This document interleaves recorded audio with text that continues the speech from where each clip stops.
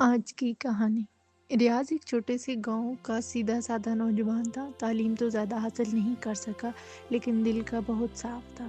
اس کی ماں اسے ہمیشہ کہتی تھی، بیٹا کبھی کسی کا دل مت دکھانا، کسی کی مدد کا موقع ملے تو پیچھے مت ہٹنا۔ لیکن ریاض کی زندگی میں کچھ ایسا ہوا کہ اس کا دل لوگوں سے بھر گیا۔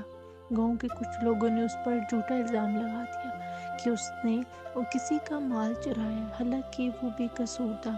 پھر بھی سب نے اس سے منہ موڑ لیا۔ وہ اپنی ماں کو لے کر شہر چلا گیا۔ شہر کی زندگی مشکل تھی، کام ڈھونڈنے میں وقت لگا، لیکن آخرکار اسے ایک پرانی لائبریری میں نوکری مل گئی۔ اس لائبریری کا مالک ایک سنجیدہ سا بزرگ تھا، جو ہمیشہ چپ چاپ کتابوں میں گم رہتا تھا۔ ریاض وہاں صفائی، کتابوں کی ترتیب اور خطوط پہنچانے کا کام کرتا تھا۔ ایک دن لائبریری کے مالک نے ریاض کو ایک خط دیا اور کہا، یہ بہت اہم ہے، اسے خود جا کر دینا اور یاد رکھنا یہ خط مت پڑھنا۔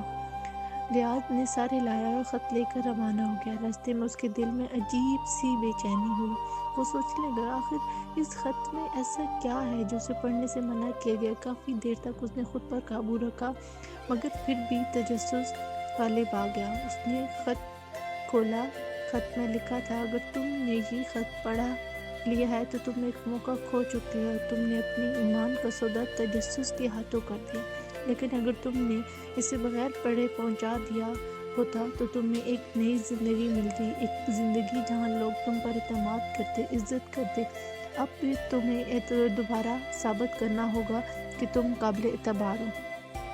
ریاض کے ہاتھ کانپنے لگے۔ خط کے نیچے ایک اور جملہ تھا، تمہیں دوبارہ موقع ملے گا، لیکن کب یہ تمہیں نہیں جانتے۔ صبر، سچائی اور ایمان ہی تمہاری رہنمائی کرے گا۔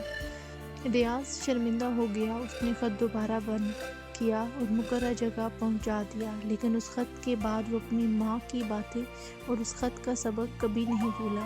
وہ ہر کام ایمانداری سے کرنے لگا۔ لوگوں نے آہستہ آہستہ اس پر اعتماد شروع کیا۔ کئی سال بعد ایک دن لائبریری کے مالک نے مسکرا کر کہا، اب تم تیار ہو، اور اس نے ریاض کو لائبریری کی چابیاں دے دیں۔ یہ اب تمہارے ہے۔ تم نے صبر، سچائی اور وفاداری کا سبق سیکھ لیا ہے۔